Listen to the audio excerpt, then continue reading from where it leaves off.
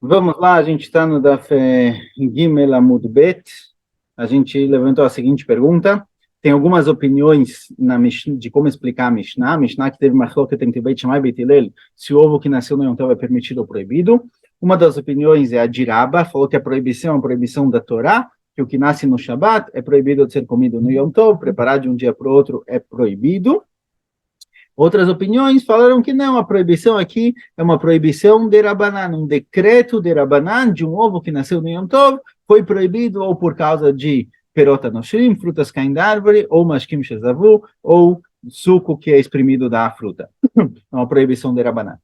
Baseado nessas duas opiniões, que é uma proibição da Torá de Rabanan, a Gemara perguntou uma braita. Tem uma braita que é anterior aos Amoraim. Quem explica a Gemara, a Mishnah, são os Amoraim. Eles viveram na época pós-Mishnah, na época da Gemara. A Gemara traz agora uma braita, que é da época da Mishnah, que a priori contradiz parte das explicações. E os Amoraim, que viveram na época da Gemara, não podem discordar de uma braita. Então, se tem uma braita que parece dela, que a única explicação para ela é dizer que a explicação da Mishnah é de uma determinada forma, quem explicou diferente cai.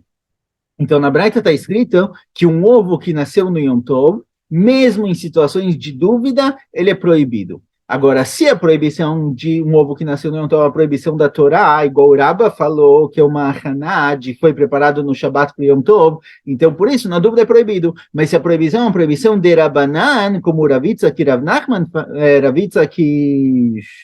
Fugiu agora? Ravitz e Rav Yosef falaram, então, a priori, não deveria ser proibido, em caso de dúvida, certo? Essa braita que apareceu aqui em cima, os feika asura. Então, Ravitz e Rav Yosef falaram o seguinte, falaram, olha, essa parte da braita que diz os feika asura, está mudando de assunto. O começo da braita falou sobre o ovo que nasceu no Yom Tov. O fim da braita está falando de um ovo que ele nasceu de uma galinha que é safek trefá, que tem dúvida se ela é xerá ou trefá, por isso esse ovo é proibido num caso de dúvida, é um outro caso.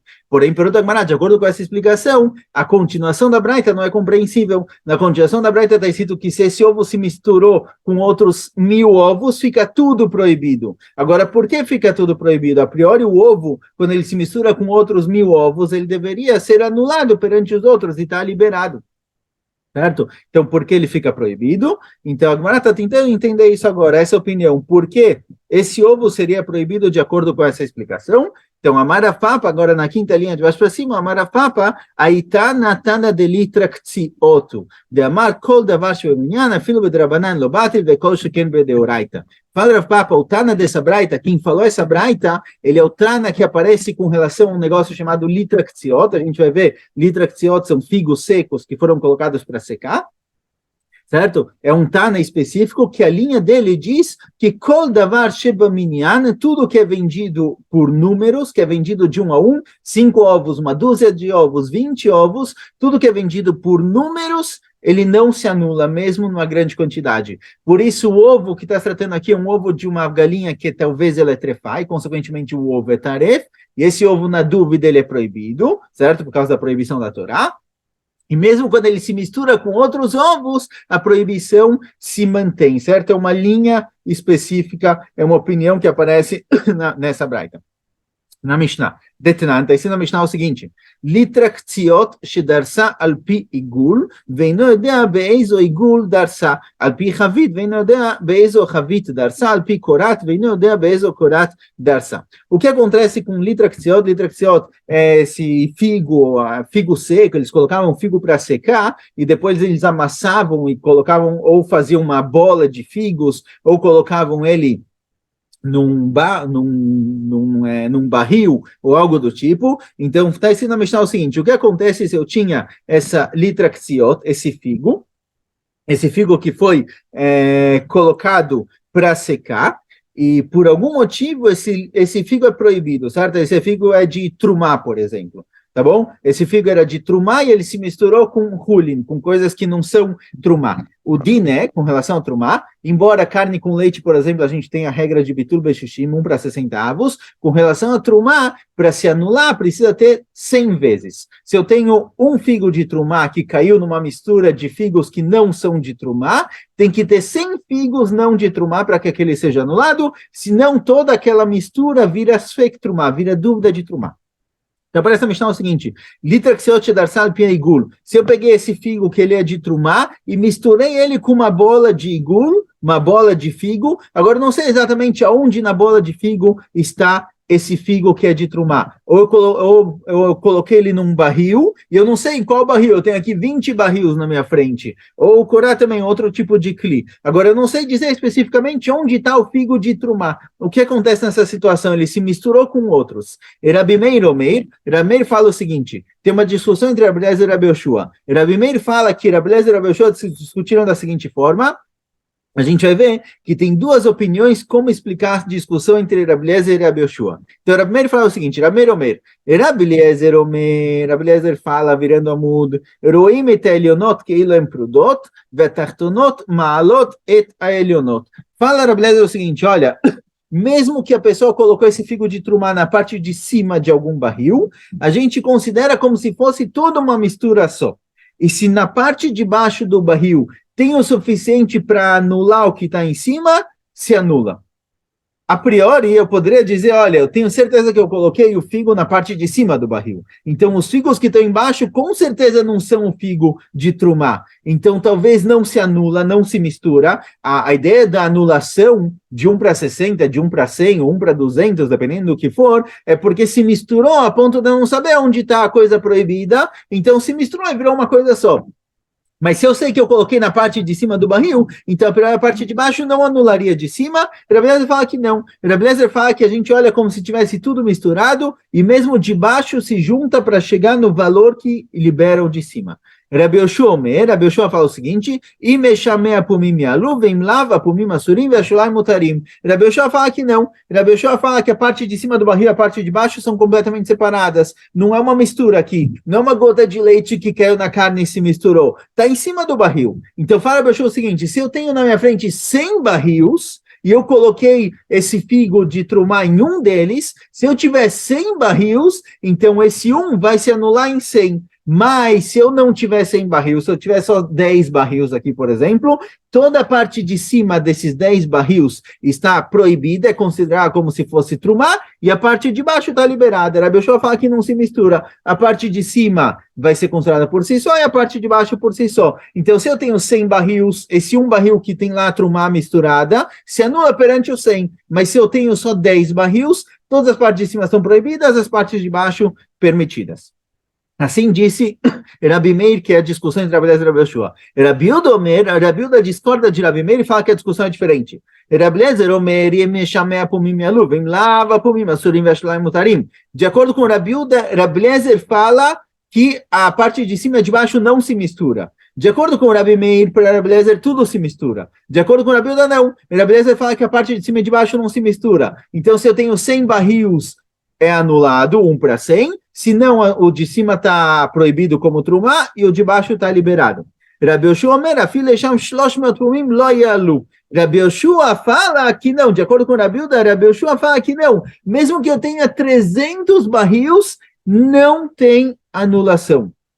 Essa trumá não é anulada de jeito nenhum, porque já que essa trumá é um pouco de figo que tem valor por si só, que é vendido por si só, o barril, por exemplo, é um barril que é vendido por si só, ele não se anula perante os outros, certo? Ou seja, a gente encontra aqui uma opinião que diz que algo que é contado por si só, é vendido de 1 a 1, ele não se anula mesmo numa quantidade grande. Então, a nossa braita que foi trazida lá atrás, do ovo de safek trefá, que se misturou com 1000 ovos, que não se anula, ele não se anula porque segue essa opinião, que diz que tudo que é vendido por números, contado 1 a 1, ele nunca se anula. Então a gente encontrou a opinião que explica a braita anterior. Agora, foi dito nessa própria Mishnah, está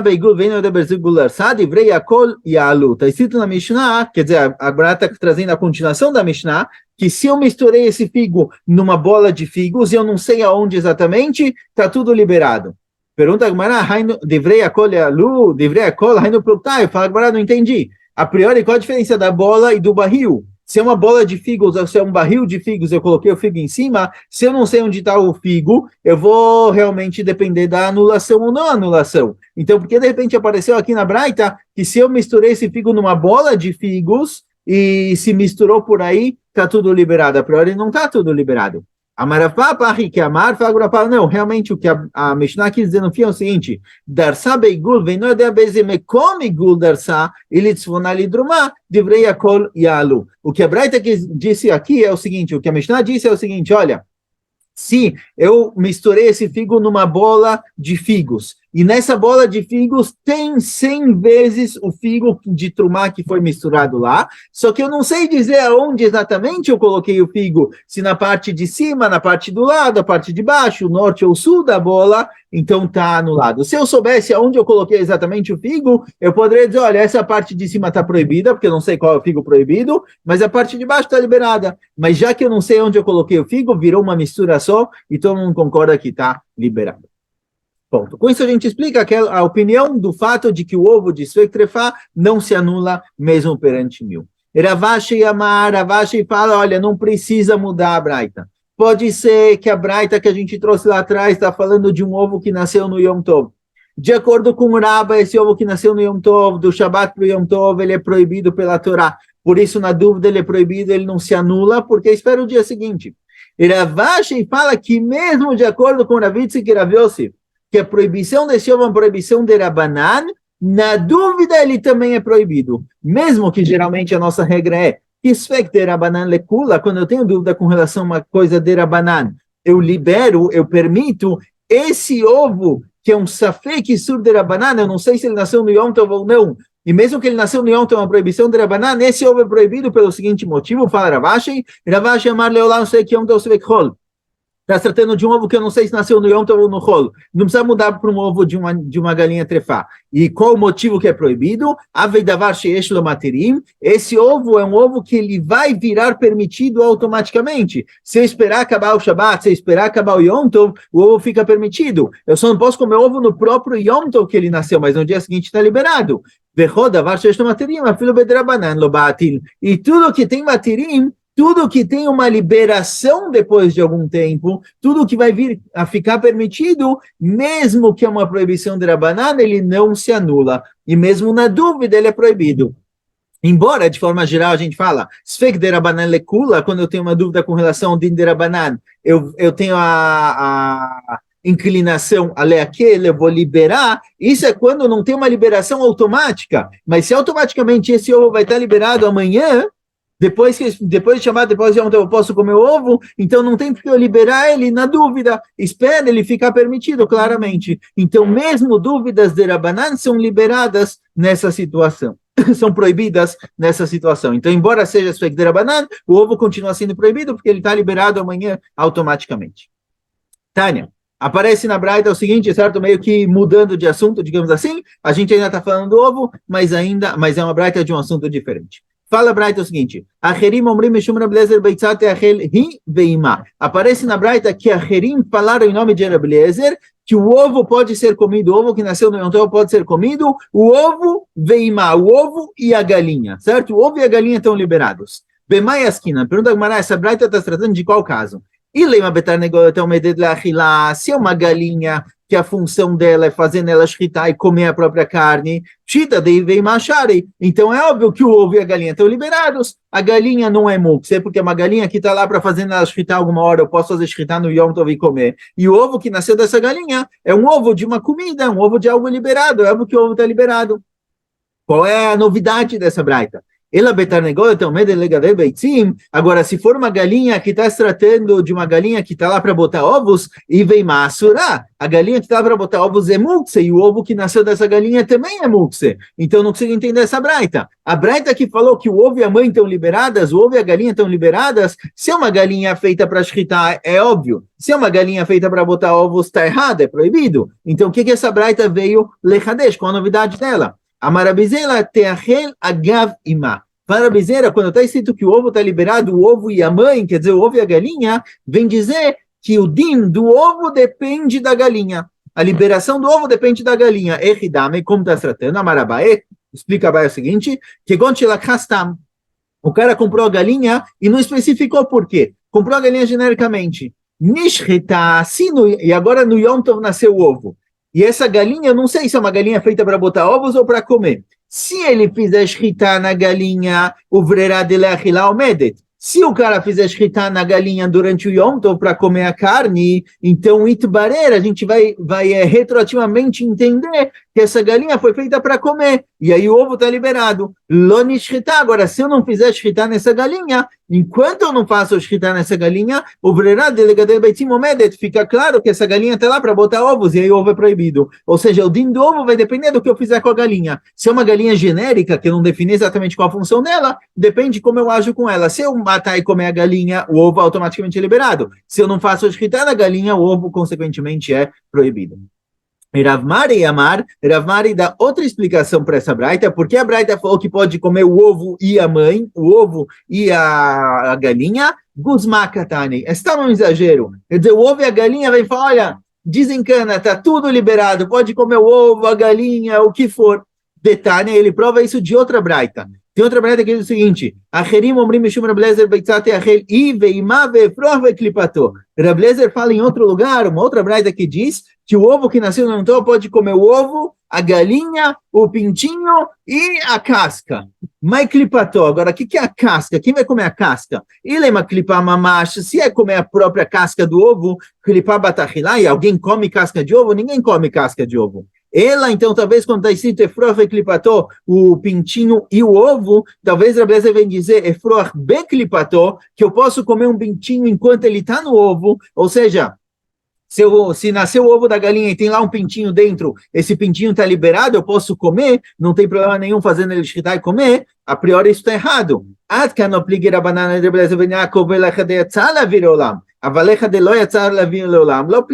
Vai ter uma discussão mais para frente, no Davav, qual o din de um pintinho que nasceu e ainda não abriu os olhos, enquanto ele estava nascendo. Será que eu posso fazer ele escritar ou não? Será que é considerado que ele já nasceu? Posso fazer escritar e comer ou não? Então tem uma discussão entre a banana e a beleza ben Yaakov na continuação. Agora, toda a discussão é quando o pintinho já nasceu, só que não abriu os olhos. Mas se o pintinho está dentro do ovo ainda, todo mundo concorda que ele ainda é proibido. Ele ainda não é considerado nascido, não pode comer ele.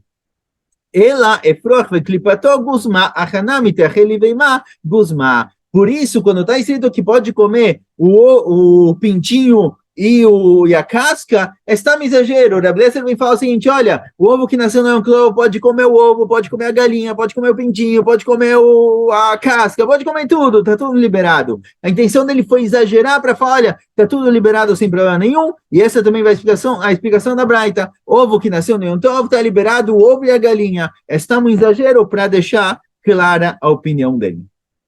Itmar, foi dito, a seguinte discussão, Shabbat e Yom Tov, o que acontece quando tem Shabbat e depois Yom Tov? O ovo nasceu no Shabbat e eu quero comer no dia seguinte, no Yom Tov. Rav Amar nolda bezeh asurah bezeh. Rav fala que o que nasceu no Shabbat é proibido de ser comido no Yom Tov. A nossa Mishnah se tratou num caso em que eu tinha Shabbat e Yom Tov no domingo e nasceu no Yom Tov. Agora a pergunta é outra, nasceu no Shabbat e eu quero comer no Yom Tov. Rav fala que nasceu em um é proibido de comer no outro. Rabi Yochanan não dá bezé, não ter bezé. Rabi Yochanan fala que não, o que nasceu no primeiro dia, no Shabat, por exemplo, pode comer no Yom Tov.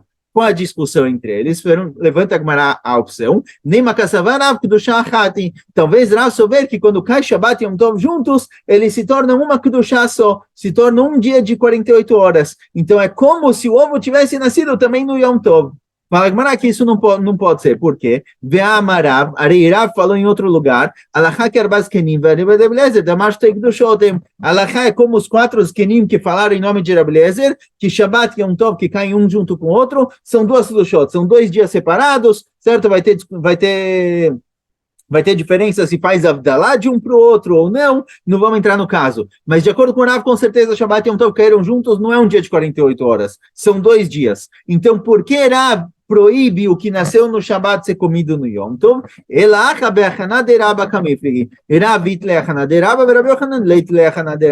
Aqui a discussão entre eles é com relação ao que a gente viu lá atrás, a Hanaderaba. O que Rabba disse que o Shabbat não pode preparar para o Yom Tov e o Yom Tov não pode preparar para o Shabbat. Aqui, nesse caso, no caso em que eu tenho Shabbat e depois Yom Tov, e o ovo nasceu no Shabbat, a priori, falará o seguinte: se o ovo nascesse no Yom Tov, seria proibido porque ele ficou pronto no Shabbat. Agora que nasceu no Shabbat, você quer liberar no dia seguinte no Yom Tov? Por que está liberando no Yom Tov? Porque ele nasceu no Shabat, então o Shabat está preparando para o Yom Tov, o Shabat está liberando esse ovo de ser comido no Yom Tov. Então ainda temos aqui preparação de Shabat para o Yom Tov. Então fala, Rav, esse ovo é proibido. Porque o único motivo de liberar o ovo no Yom Tov é porque ele nasceu no dia anterior, nasceu no Shabat. Então sai daqui que o Shabat está preparando o ovo para o Yom Tov. Então é proibido. Porque Rav concorda com Rabba que existe essa proibição de Haná de Shabat para Yom Tov. E Rabi Yochanan não. Rabi Yochanan discorda. Rabi Yochanan diz que não existe essa proibição de preparação de um para o outro, por isso o que nasceu no Shabat é proibido no Yom Tov. O que nasceu no Shabat é proibido no próprio Shabat, como o Rabi Yochanan disse lá atrás, por causa do decreto de frutas que caíram da árvore, ou mashkim shezavu, líquidos que saíram da fruta, mas o que nasce no Shabat é permitido no dia seguinte, no Yom Tov. Vamos mais um pouquinho, certo? Tem aqui duas historinhas embaixo. Ketanai, essa discussão entre Rav e Rabi Yochanan, se existe essa proibição de preparação de um dia para o outro ou não, não é uma machloket entre Rav e Rabi Yochanan, que são amoraim, é uma machloket anterior a eles, da época dos Tanaim, da época da Mishnah. Aparece o seguinte na Braita, Nolda be-Shabbat echel be-Yom Tov, be-Yom Tov techel be-Shabbat. A Braita diz o seguinte, a primeira opinião fala, o que nasce no Shabbat, ou o que nasceu no Shabbat pode ser comido no Yom Tov, o que nasce no Yom Tov pode comer no Shabbat. No próprio dia não pode, mas no dia seguinte sim. Rabi Uda Omer Shimon Rabi Eliezer, Adani machloket, shebeit Shammai omrim teachel, beit Shammai omrim lo teachel. Rabi Uda fala que não. Rabi Uda fala de acordo com o Rabi Eliezer que ainda não, ainda tem discussão. Se o que nasce no Shabbat pode ser comido no Yom Tov para o Shabbat. Ou seja, essa discussão que a gente encontra entre Rav e Shmuel sobre o que nasceu no Shabbat, se pode ser comido no dia seguinte ou não, no Yom Tov, é uma discussão já anterior que aparece na Braita. Conta a Gemara o seguinte, os Pezichni de Ravada Barahava, certa vez Ravada Barahava estava se hospedando na casa de alguém, Avulei Anach Beitzim Yom Tov Le Shabbat, e o dono da casa, ele tinha ovos que nasceram no Yom Tov, e ele queria comer no dia seguinte no Shabbat. Atalekamei, ele foi para Ravada Barahava que estava passando lá o Shabbat na casa dele, Amarlei Mai Letvin ainda Venichrim Lemachar, perguntou para ele o seguinte, olha, de acordo com o Rabi Yochanan, um ovo que nasceu no Yom Tov pode ser comido no Shabbat. Então a pergunta é o seguinte, eu tenho aqui um ovo que nasceu hoje no Yom Tov, eu quero comer ele amanhã no Shabbat. Posso fritar ele hoje para comer amanhã no Shabbat? No Yom Tov é permitido fritar, no Shabbat não. Então eu quero fritar hoje o ovo no Yom Tov para comer no Shabbat.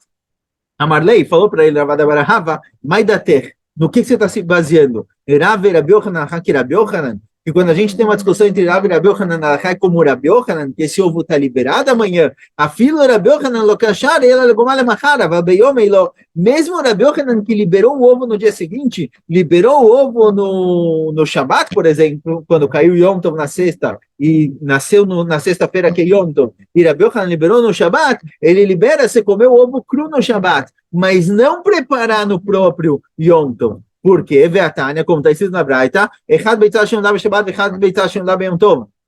Um ovo que nasceu no Shabbat ou no Yom Tov, esse ovo é mukse, eu não posso movimentar ele. Nem usar ele de tampa para algum objeto, nem usar ele de apoio para a cama. O ovo, no próprio dia que ele nasceu, ele é mukse. Mesmo o Rabi Yochanan que liberou no dia seguinte, no próprio dia que ele nasceu, o ovo é mukse. Então, quando eu tenho Yom Tov na sexta-feira e o ovo nasceu na sexta, e Rabi Yochanan libera o ovo no dia seguinte, no Shabbat, se eu quiser comer cru, mas fritar no próprio Yom Tov, eu não posso, porque hoje ele é mukse. Tem mais uma historinha ligada a isso, mas vamos parar por aqui. Escolha.